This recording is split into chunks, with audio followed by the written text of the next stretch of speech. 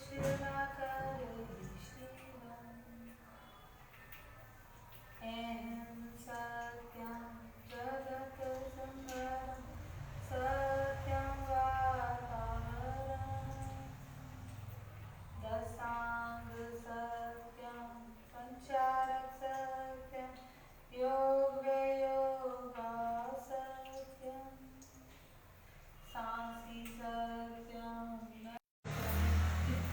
पंचारक सत्यं योग योगा सत्यं सांसी सत्यं नासी सत्यं सोच रही है सत्यं। कृष्णेंद्र दरबार को प्रणाम। कृष्ण श्री कुछ न करे श्रीराम। निष्ठा देवी को प्रणाम। श्री शिव भगवान को प्रणाम।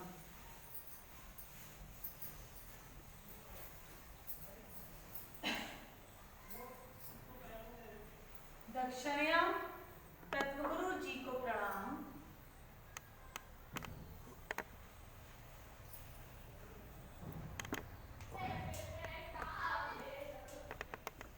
कुच्छलयम हाथी को प्रणाम। लड्डू गोपाल जी को प्रणाम। शुक्राचार्य अश्विनी जी को प्रणाम। कृष्णीष्ट भगवान को प्रणाम।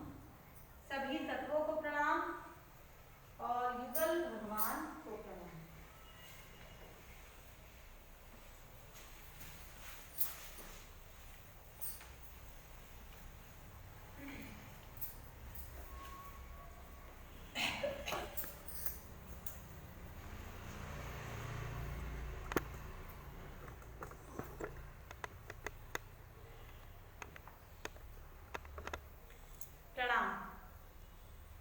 कृष्णीष्ट दरबार अंबाला में आप सभी का मैं स्वागत करती हूँ। मैं मणिदेव की डॉक्टर निधि अग्रवाल कहलाती हूँ और बात करती हूँ कृष्णेंद्र के बारे में। कृष्णेंद्र कथा यहाँ से प्रसारित होती है कृष्णीष्ट भगवान के दरबार से और कृष्ण के ईष्ट कृष्णीष्ट इन्हीं की देखरेख में यहाँ कृष्णेंद्र दरबार की स्थापना अभी फिलहाल में ही हुई है। हाल ही में हुई है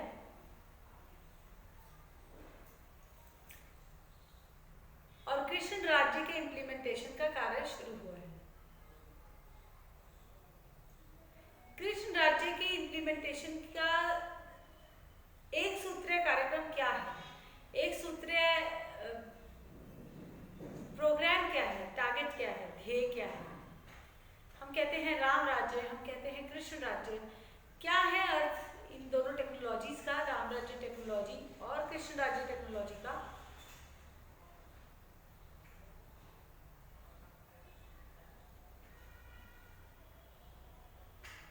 और इससे आम जनों पे क्या फर्क पड़ता है।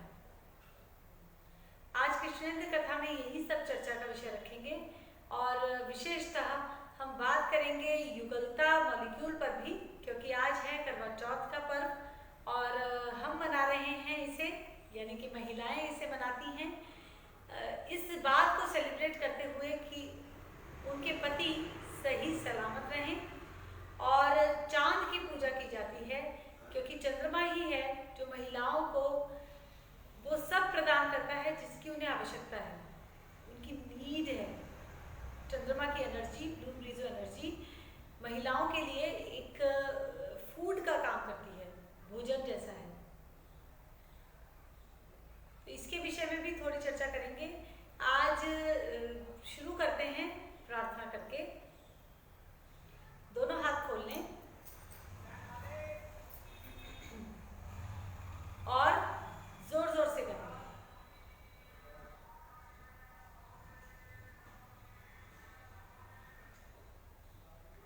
इतनी शक्ति हमें देना माता, मन पे विश्वास कमजोर होना। इतनी शक्ति हमें देना माता, मन पे विश्वास कमजोर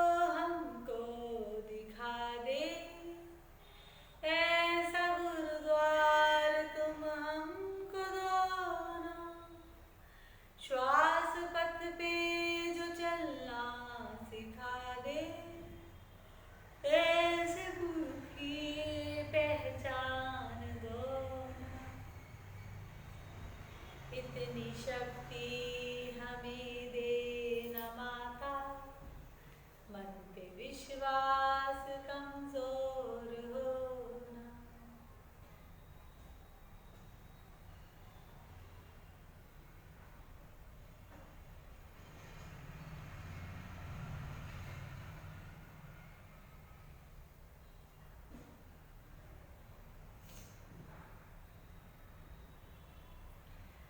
राम जी का युग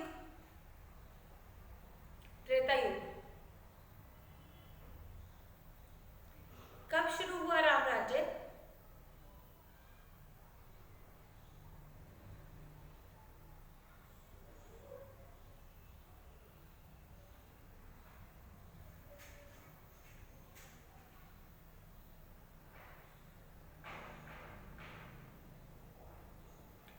जब राम जी अयोध्या के राजा अपॉइंट किए गए, उनका वनवास शुरू हुआ था उनके विवाह के तुरंत बाद ही। दरअसल ये भी एक हैरानी का विषय है, चर्चा की बात है। राम जी का विवाह हुआ तो राजा जनक ने मुहूर्त निकलवा के, पंडितों से मुहूर्त निकलवाया,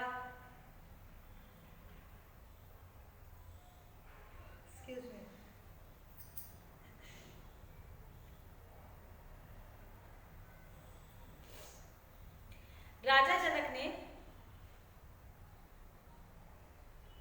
देखभाल के स्वयंवर की तारीख तय की। राजा जनक कौन? सीता के पिता। उन्हें सीता, वो बायोलॉजिकल फादर नहीं थे सीता के, उन्हें सीता गड्ढे में मिली थी, घड़े में। वो खेती कर रहे थे, हल जोत रहे थे, और मिट्टी में घड़े के अंदर एक कन्या थी। राजा जनक को मिली तो उन्होंने उसे पुत्री मानते हुए पाला। नाम रखा गया सीता। बचपन से ही बहुत गुणी, संस्कारी, मृदुभाषी और शक्तिशाली, क्योंकि एक बार राजा जनक के ही महल में शंकर जी का धनुष रखा था। ये त्रेता युग की बात है। त्रेता युग में क्योंकि कंफ्यूजन की लेयर कम होती है, जेलसी कम होती है, तो इसलिए हम वो देख पाते हैं जो अब हमें, हमारे लिए देखना मुश्किल होता है। देवी देवताओं को पृथ्वी पर विचरण करते हुए, देवी सशरीर भी हो सकती हैं, देवता भी।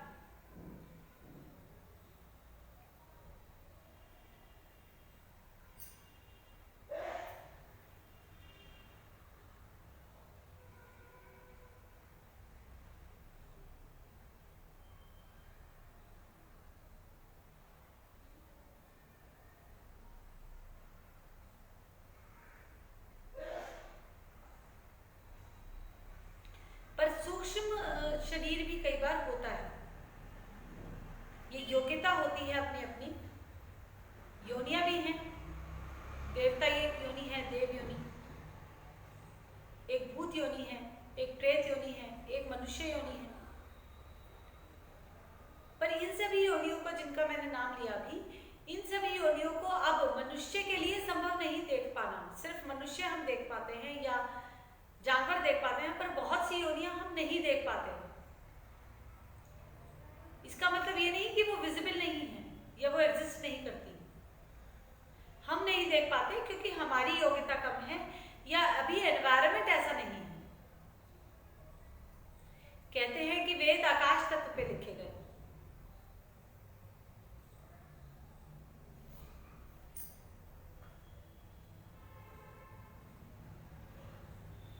कहते क्या है?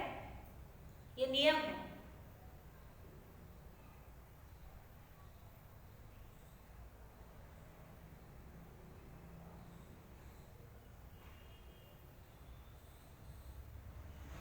ये फैक्ट है। जब मनुष्य योनि बनाई गई, मनुष्य योनि इस तरीके से डिजाइन की गई कि इसमें योग संभव था।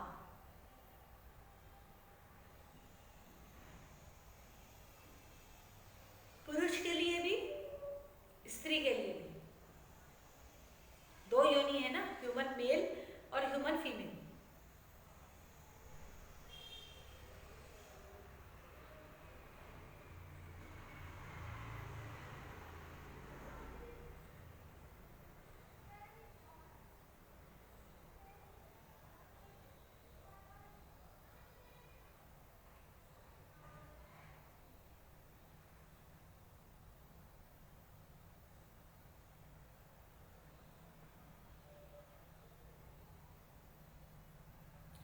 तो योग योनि में योग यानी कि जुड़ना संभव था।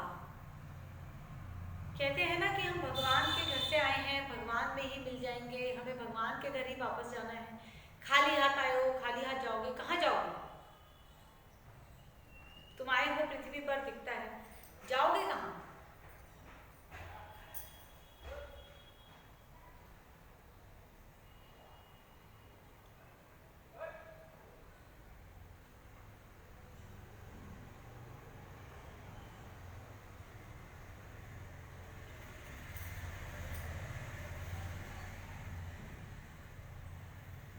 किसी के घर हम नहीं जाते हैं। ऐसा नहीं है कि हम विष्णु भगवान के घर में जाके रहने लगते हैं या किसी और लोक में जाके रहने लगते हैं। दरअसल हमें नया शरीर मिलता है। अगर एक शरीर खत्म हो जाता है, ये शरीर चलने लायक नहीं रहता, दो रीजन हो सकते हैं इसके एंड होने के।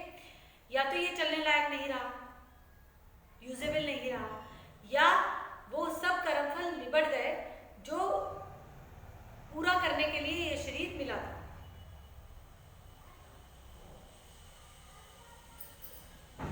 और सांसें भी पूरी हो गई, गिन के मिलती हैं सांसें, गिनी हुई सांस, धड़कन, हर चीज गिनी हुई मिलती है।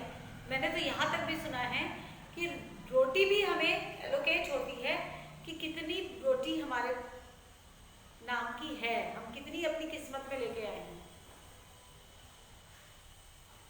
अगर हम उससे ज्यादा खाने का प्रयास करते हैं या ज्यादा लेने का प्रयास करते हैं तो हमें बीमारियां आनी शुरू होती हैं। सुना है ना, लालच बुरी बला है।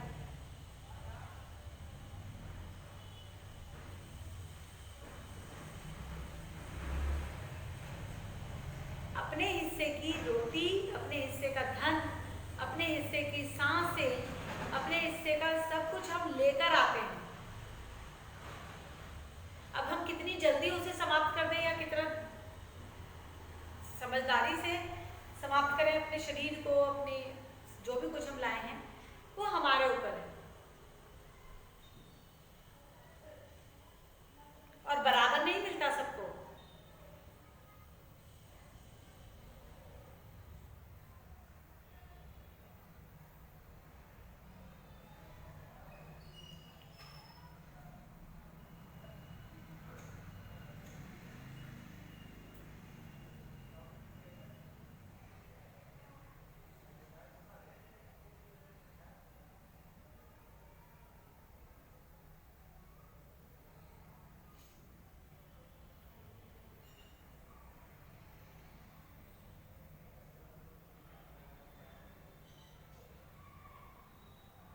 सबकी अपनी अपनी किस्मत होती है। किस्मत क्या है, ये अलग अलग क्यों होती है? कहते हैं ना, भगवान ने इसके साथ अन्याय क्यों किया, इसको जन्म से ही अंधा क्यों बनाया। अक्सर हम इस तरह के शब्द सुन लेते हैं, कह भी देते हैं।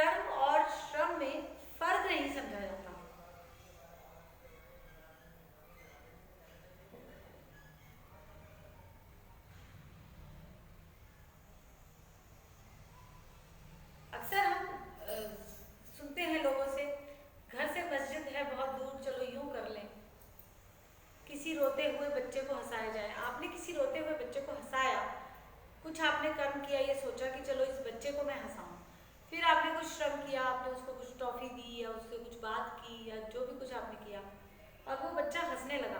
इसका मतलब ये नहीं है कि आपकी पूजा को आप सब्स्टिट्यूट कर सकते हैं इससे। अब आपको पूजा करने की आवश्यकता नहीं है। इतना कंफ्यूजन इस तरीके की बातों से फैलता गया। प्यार ही खुदा है, तुझ में रब दिखता है, यारा मैं क्या करूं। अगर तुम्हारी आंखें खराब हैं या तुम्हारी को ठीक से नहीं दिखता तो इसमें कोई क्या करेगा। ये रब की गलती नहीं है, ये आपकी मूर्खता है। आप इंसान और भगवान में फर्क नहीं कर पा रहे हैं, तो ये आपकी प्रॉब्लम है।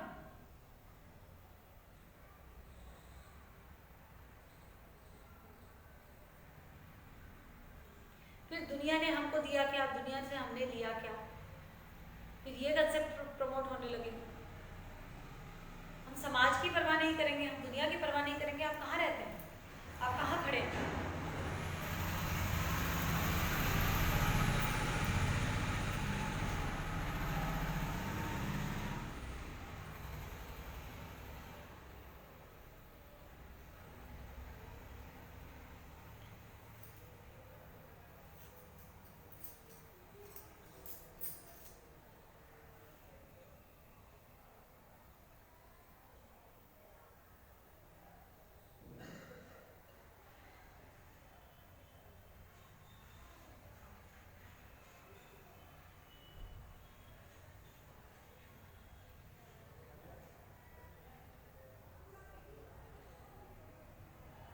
कंफ्यूजन से खुद को बाहर लाना अपनी जिम्मेदारी है।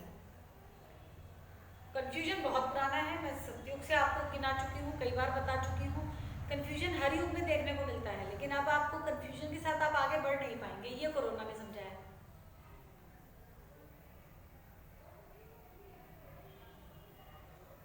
कंफ्यूजन कई लेवल पे होता है, कई डायमेंशंस में होता है। हमें लगता है ये करके हमें खुशी मिलेगी, अल्टीमेटली पता लगता है कि हम तो दुखी खरीदता है।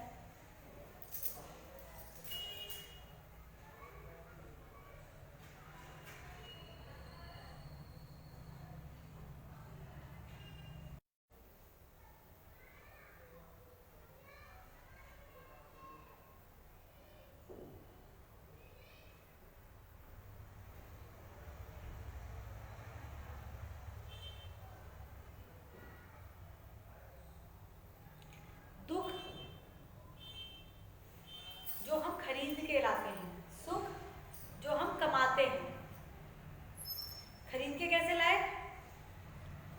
पुच्छल पुछ रावण से, कहाँ से पायो ज्ञान।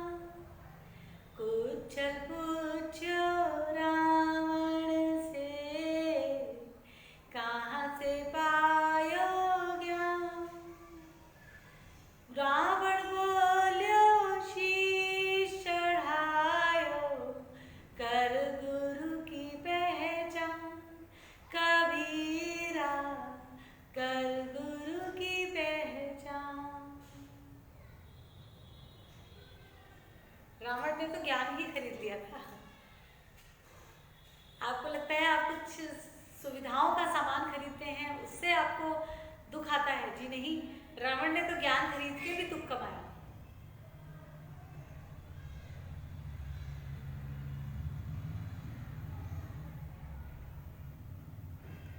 बात करते हैं रावण आपके लिए, अगर आप ये दोहे गाते हैं। कृष्ण पूर्ण अवतार था, जाना पड़ा विद्याधाम। कृष्ण पूर्ण अवतार था, जाना पड़ा विद्याधाम। कुछल बोले योग्यता बढ़ा, आप मिलेगा ज्ञान। कबीरा आप मिलेगा ज्ञान। कबीर जी का कोई रिलेशन नहीं है इन दोनों से, लेकिन मैं सिर्फ म्यूजिक के लिए, सिंक्रोनाइजेशन के लिए कबीरा वर्ड यूज करती हूँ। फिर से सुनाती हूँ। रावण उछल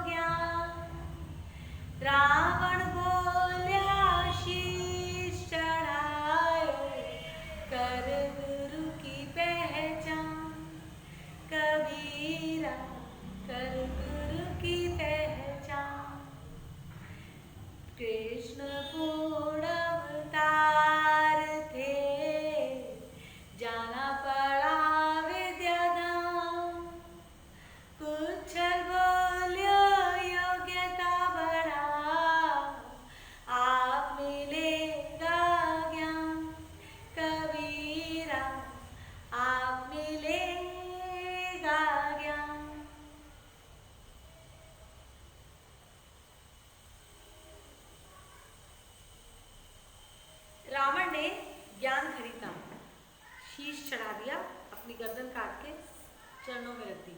उन्होंने फिर से शीश दिया। नंदी बैल रूप बदलकर घूम रहे थे पृथ्वी पर और रावण ने उन्हें पहचान लिया।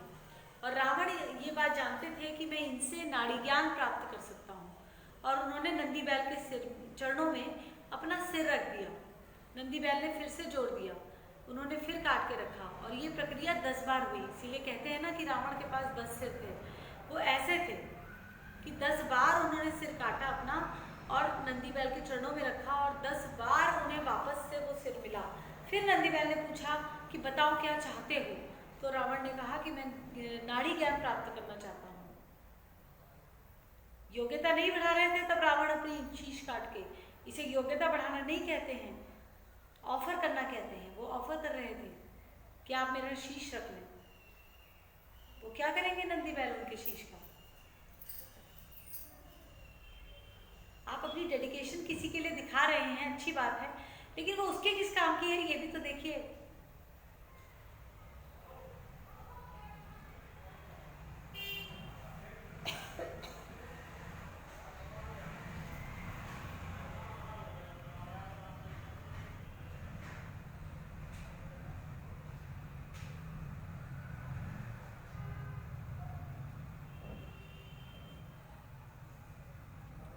शीश रखते गए रावण, नंदी बैल मना करते गए। फाइनली नंदी बैल ने कहा पूछो क्या पूछते हो, मांगो क्या मांगते हो। और रावण ने उनसे मांगा नाड़ी ज्ञान, और रावण ने नाड़ी ज्ञान प्राप्त किया, और उसके बाद ही रावण कहलाए महाज्ञानी।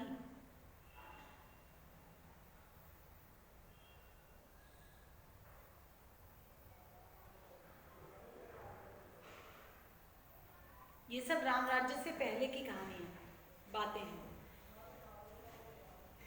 पार्वती जी ने जिद करनी शुरू की शंकर जी से कि मुझे एक महल चाहिए रहने के लिए, आपके साथ वन वन में कब तक भटकूं मैं?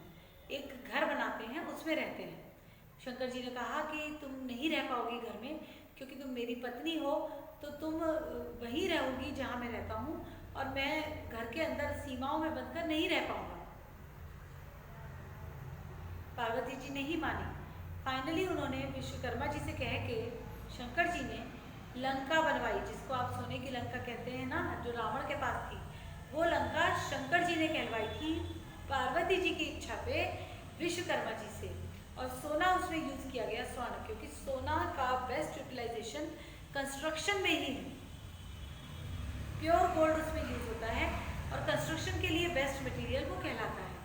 लेकिन शंकर जी ने कहा कि गृह प्रवेश की पूजा करवाने के लिए रावण को बुलाएंगे, क्योंकि रावण महाज्ञानी है, महापंडित हैं। उस समय शंकर जी ने रावण जी को आइडेंटिफाई किया अपने घर की पूजा कराने के लिए। इतने ज्ञानी थे रावण। लेकिन रावण ने क्या किया? पूजा के बाद उनसे शंकर जी ने पूछा कि मांगो क्या मांगते हो? तो रावण ने कहा कि मुझे ये लंका ही चाहिए।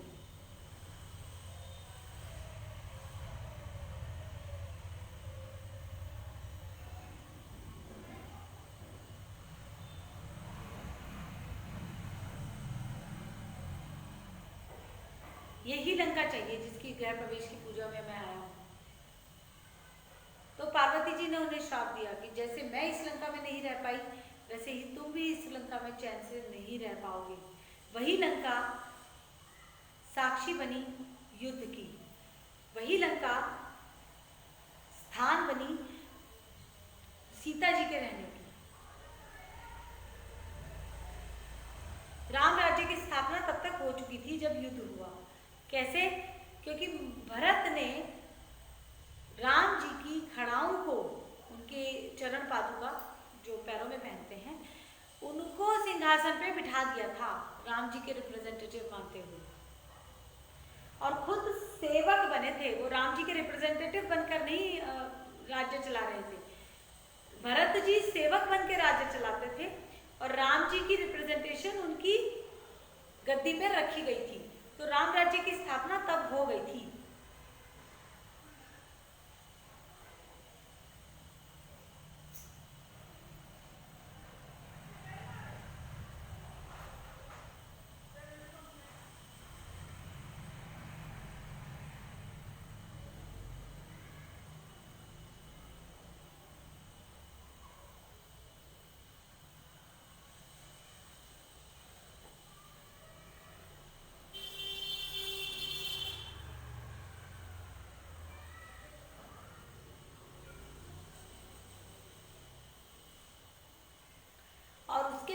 जब 14 वर्ष का वनवास काटने के बाद राम जी पहुंचे अपने घर, तब वो सिंहासन पे बैठे। उससे पहले मैं ये बता रही थी कि सीता जी के स्वयंवर के समय सभी ज्योतिषियों को कंसल्ट करके और देखभाल करके राजा जनक ने मुहूर्त निकाला विवाह का, लेकिन विवाह के प्रोसीजर को नहीं समझा। विवाह का मतलब है कन्या अपने पति को पहचाने और वो पुरुष भी स्वीकार कर ले कि हाँ ये स्त्री मेरी पत्नी है या शिष्या है।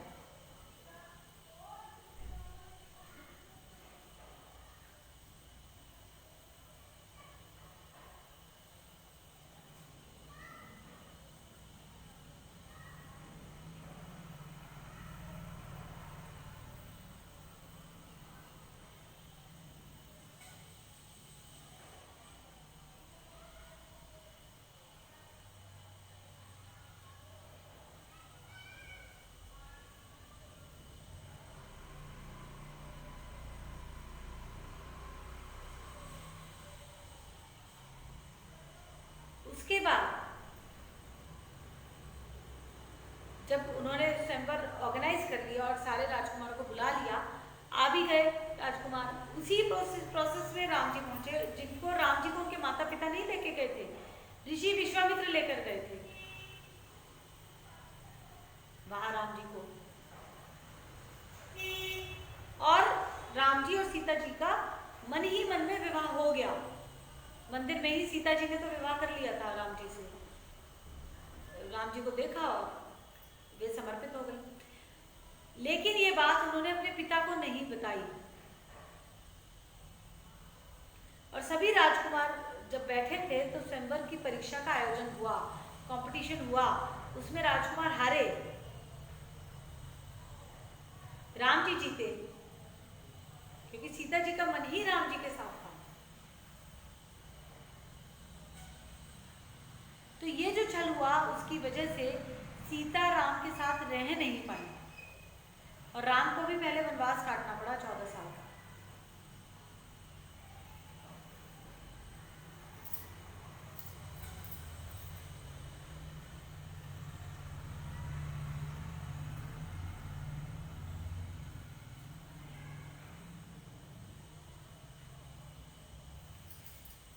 तो हम पाते हैं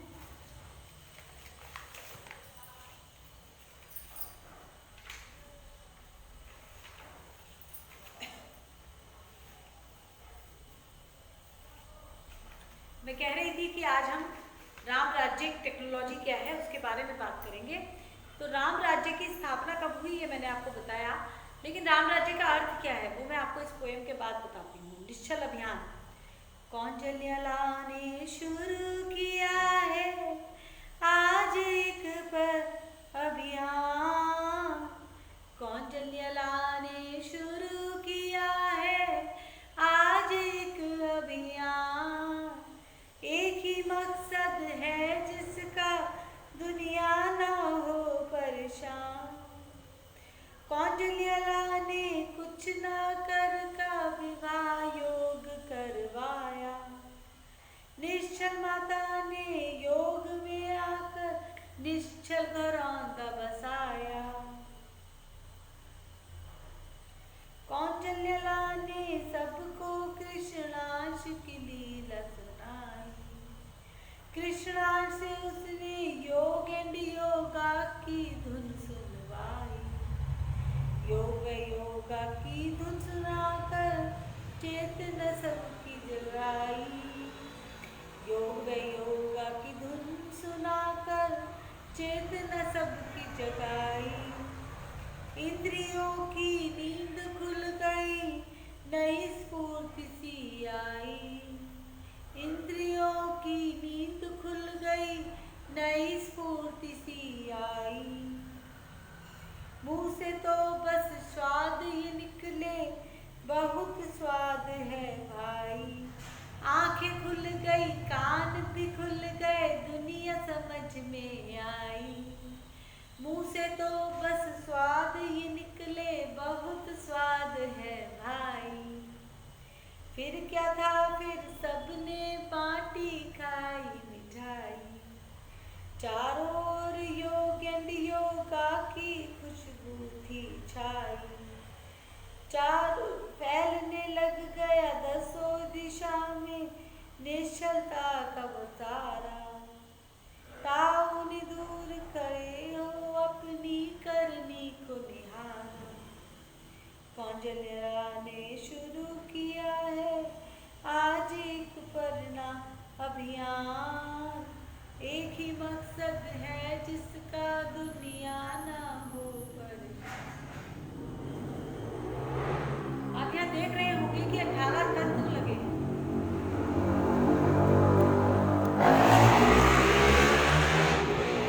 ये देखिए, ये कृष्णीश के नीचे 18 तत्व लगे हुए हैं। ये 15 आपको यहाँ दिख रहे हैं। 3 दक्षिणया जी के मंदिर में, 2 दक्षिणया जी के मंदिर में है, एक युगल भगवान के दरबार में लगे हैं। 18 तत्वों के सूचक यहाँ पे विराजमान हैं। कुल मिला के 24 मॉलिक्यूल होते हैं प्राणी में।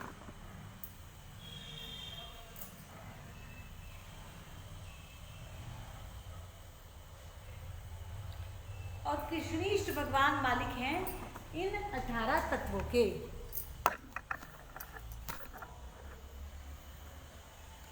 ये देखिए,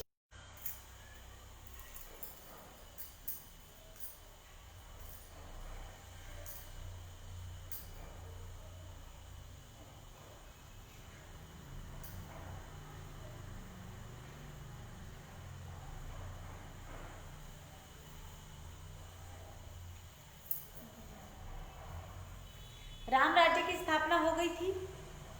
राम राज्य टेक्नोलॉजी का क्या मतलब था? राम राज्य टेक्नोलॉजी का मतलब यह है कि एक राज्य इंटरनल कैसे चलेगा, उसमें टेक्नोलॉजी यूज होगी। सिक्का तुम्हारा, ईंट हमारी। एक सिक्का एक ईंट के बारे में आपने सुना होगा, मैंने पिछली कथाओं में उसको एक्सप्लेन भी किया। महाराजा अग्रसेन ने इसे शुरू किया। एक सिक्का एक ईंट, जो भी नया आता था राज्य में उसको दिया जाता था और फिर वो अपनी रोजी रोटी कमाता था। लेकिन इसमें कई अगर मगर आ गए। जब कोई नया जन आया राज्य में रहने के लिए और उसको एक सिक्का दिया गया हर एक घर से, तो उसके पास इतने सिक्के हो गए कि उसको काम करने की जरूरत ही नहीं रही। उसने सोचा कि मैं इन्हीं सिक्कों से ही अपना जीवन गुजर बसर कर लूँगा। आप देखिए, आज की सिचुएशन यही है कि लोग सोचते हैं पैसे से पैसा कमाया जा सकता है, और अगर पैसे से पैसा कमाया जा सकता है तो मुझे काम करने की क्या ज़रूरत है। मेरे पास एक दुकान है, इसका मैं 20,000 रुपये रेंट कमा सकता हूँ, तो मैं दुकान चलाऊँगा अगर, तो मुझे मुश्किल से 5-7 हज़ार रुपये में प्रॉफिट कमाऊँगा, तो मैं इसको रेंट पे दे देता हूँ। ये किसान ने सोचा कि मैं खेत जोतता हूँ, मेहनत करता हूँ, काम करता हूँ, रोटी खाता हूँ, और अब मेरे पास मुश्किल से 10,000 रुपये महीने के बनते हैं। अब कोई आया और उसने कहा कि ये 10 करोड़ की ज़मीन है आपकी, हम खरीद लेंगे, या 1 करोड़ की है, या 10 लाख की है। तो उसको उसके घर वालों ने समझाया और उसने खुद भी ये माना कि क्योंकि मुझे पैसे अच्छे मिल रहे हैं, ज़्यादा मिल रहे हैं, तो मैं अपनी ज़मीन दे देता हूँ। तो यही हुआ कि उन पैसों की वजह से जो सिक्के उस पर्सन के पास इकट्ठे हो गए, एक सिक्का एक ईंट के तहत, उसके पास इतने सिक्के हो गए कि उसने सिक्के भी बट्टे पे चढ़ाने शुरू कर दिए, उधार देने शुरू कर दिए, और ईंटें भी बेचनी शुरू कर दी कि मैं तो कहीं भी रह लूँगा, मंदिर में सो जाऊँगा, अकेला ही हूँ, ब्याह तो मेरा हुआ नहीं है।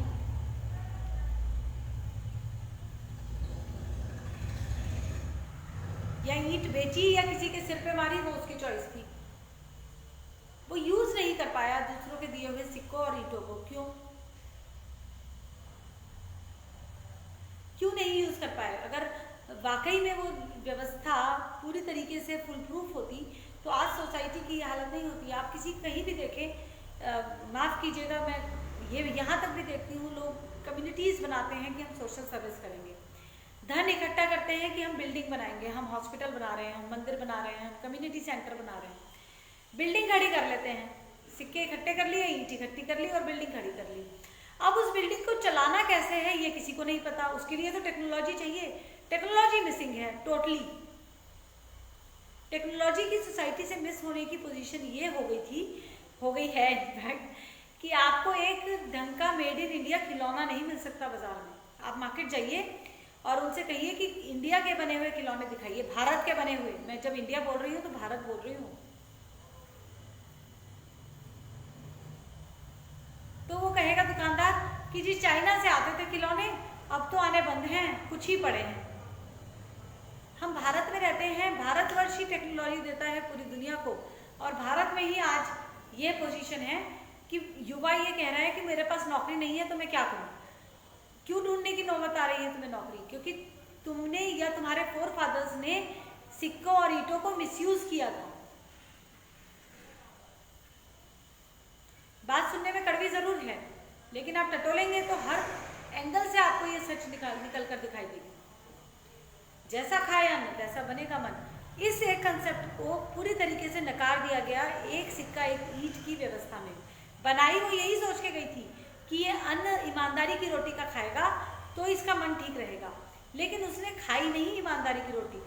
अल्टीमेटली बिल्डिंग्स खड़ी कर हो गई बड़ी बड़ी, लेकिन उन्हें चलाना कैसे है ये किसी को नहीं पता। आप देख लीजिए, धर्मशालाएं हैं, संस्थाएं हैं, सोशल सर्विस और एनजीओज पे कितना काम हो रहा है समाज में, उतना ही ज़्यादा क्राइम और डिस्टर्बेंस बढ़ी हुई है। दिशा नहीं है। तो राम राज्य टेक्नोलॉजी ये डिफाइन करती है कि एक राज्य में, एक डिस्ट्रिक्ट में, एक डिस्ट्रिक्ट को आप मोटे तौर पे एक राज्य मान सकते हैं। कुल मिला के 1,11,100 राज्य डिफाइन किए गए हैं कृष्ण राज्य में।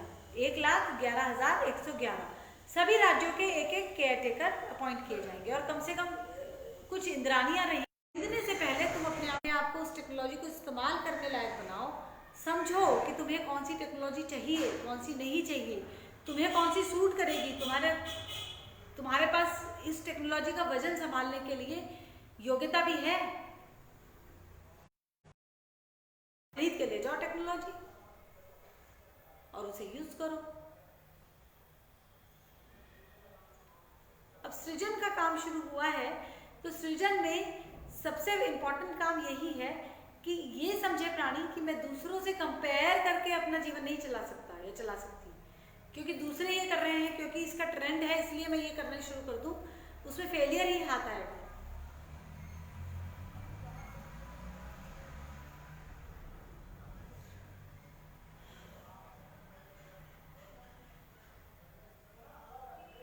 सिक्का तुम्हारा, ईंट हमारी। तो इसमें क्या है, कोई एक राज्य में कोई अगर रह रहा है, उसको ईमानदारी की रोटी खानी है, तो वो टेक्नोलॉजी खरीदे और उससे अपने लिए रोटी कमाए। टेक्नोलॉजी हमें इसीलिए चाहिए मेनली कि हम अपने लिए रोटी कमा सकें। हालांकि परिवार चलाने के लिए भी टेक्नोलॉजी चाहिए, हमें लग्जरी जुटाने के लिए जीवन में टेक्नोलॉजी चाहिए। टेक्नोलॉजी हमेशा लग्जरी के लिए होती है, लिवलीहुड के लिए नहीं चाहिए।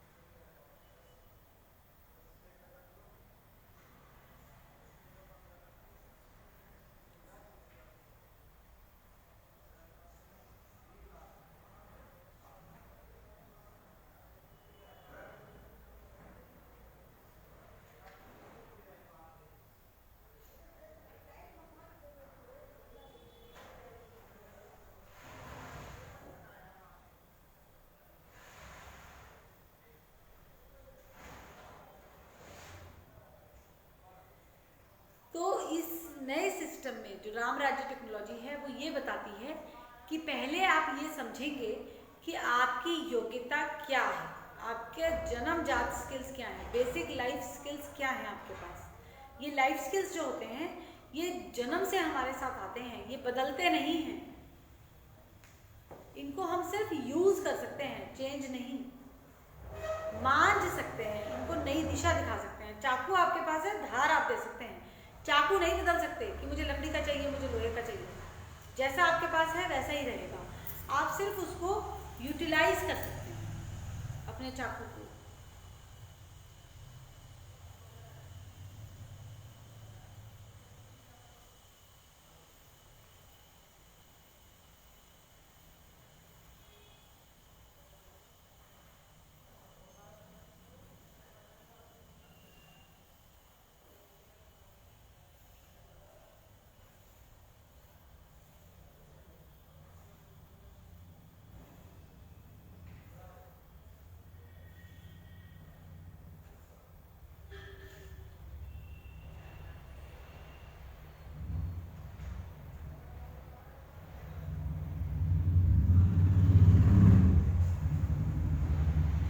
सबसे पहले ये समझना है कि मेरा बेसिक लाइफ स्किल्स क्या है, मैं जन्म से कौन से स्किल सेट लेकर आई हूँ और उसी के अनुसार मुझे टेक्नोलॉजी चाहिए जिससे मैं अपना जीवन यापन कर सकूँ।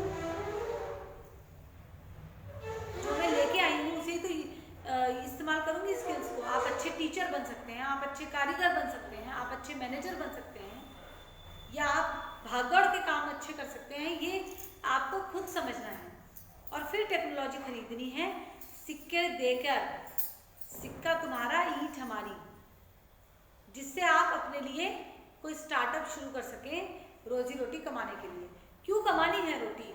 अगर किस खेत बेचकर 10 लाख रुपए मिलते हैं तो 1000 रुपये 10,000 रुपये महीना क्यों कमाए जाएं? ये प्रश्न सोसाइटी में फ्लोट करने लगा ना, तो इसका आंसर ये है कि जैसा खाओगे अन्न वैसा बनेगा मन। अगर रुके हुए पैसे का अन्न खाओगे तो वो तुम्हारे पेट में जाकर सड़ेगा। रुका हुआ पैसा है ये। पैसे, शिक्षा को विद्या में बदलो, पैसे की फिर जात समझ लो।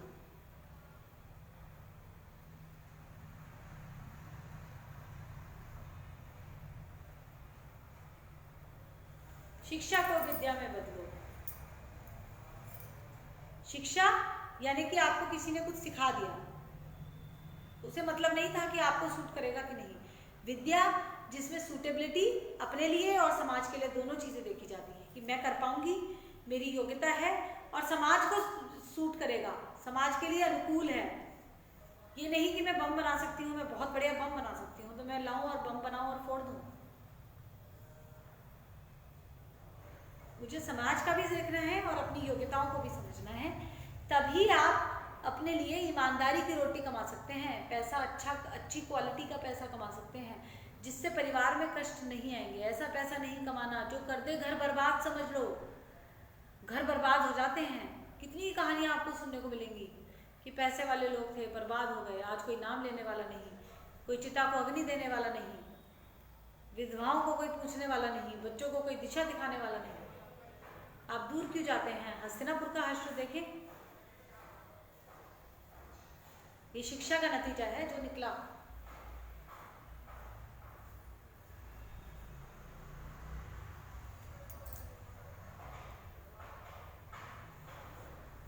इसी पोएम को गाते हैं।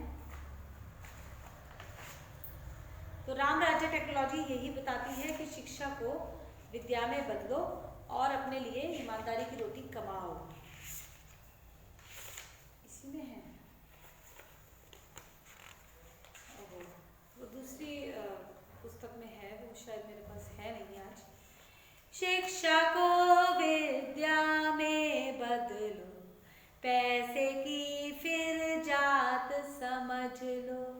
शिक्षा को विद्या में बदलो, पैसे की फिर जात समझ लो। ऐसा पैसा नहीं कमाना जो कर दे बीमार समझ लो। ऐसा पैसा नहीं कमाना जो कर दे बीमार समझ लो। शिक्षा को विद्या में बदलो, पैसे की फिर जात समझ लो। ऐसा पैसा नहीं कमाना जो कर दे घर बर्बाद समझ लो। जो कर दे बीमार समझ लो। शिक्षा को विद्या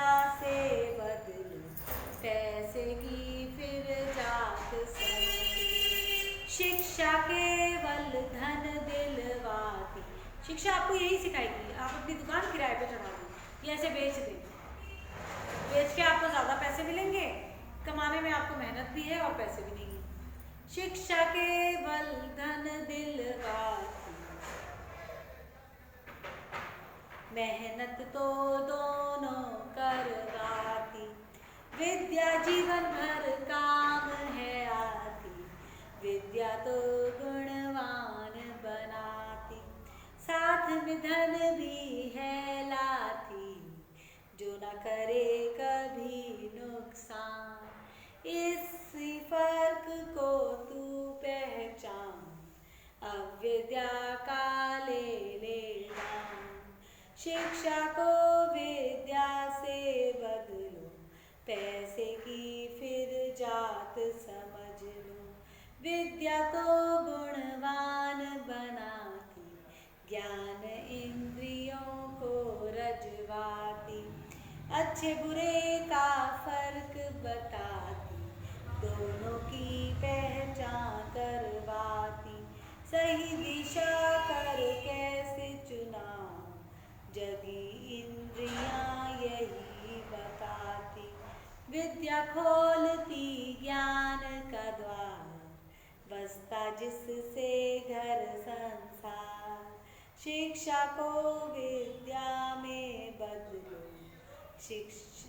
बसता जिससे पैसे की फिर जात समझ लो।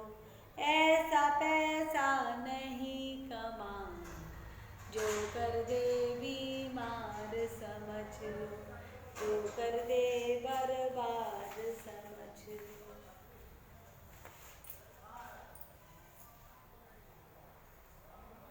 राम राज्य, ईमानदारी की रोटी कैसे कमानी है, सबको ये सिखाया जाता है राम राज्य टेक्नोलॉजी में। एक ही राज्य के लोग कैसे आपस में रहेंगे सुख से शांति के लिए, उसके लिए सबसे पहला स्टेप मैंने आपको बताया है।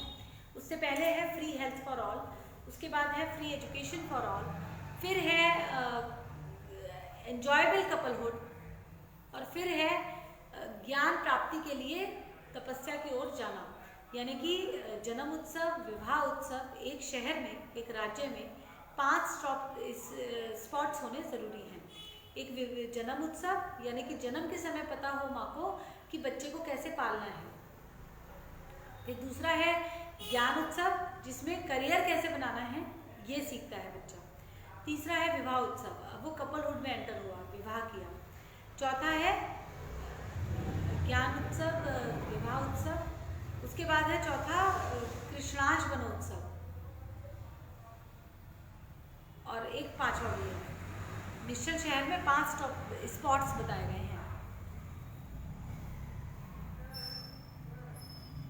समाज को पेबैक करना है, फिर अपने आप को तपस्या के मार्ग पर चलाना है, कृष्णाष्ट बनने के रास्ते पर चलाना है। श्वासियों, पहला स्टेप, ज़रूरी स्टेप। उसके बाद राम राज्य की टेक्नोलॉजी पर डिटेल में आगे एपिसोड्स में बात करते रहेंगे। अभी श्वासियों करो, सीधे बैठे,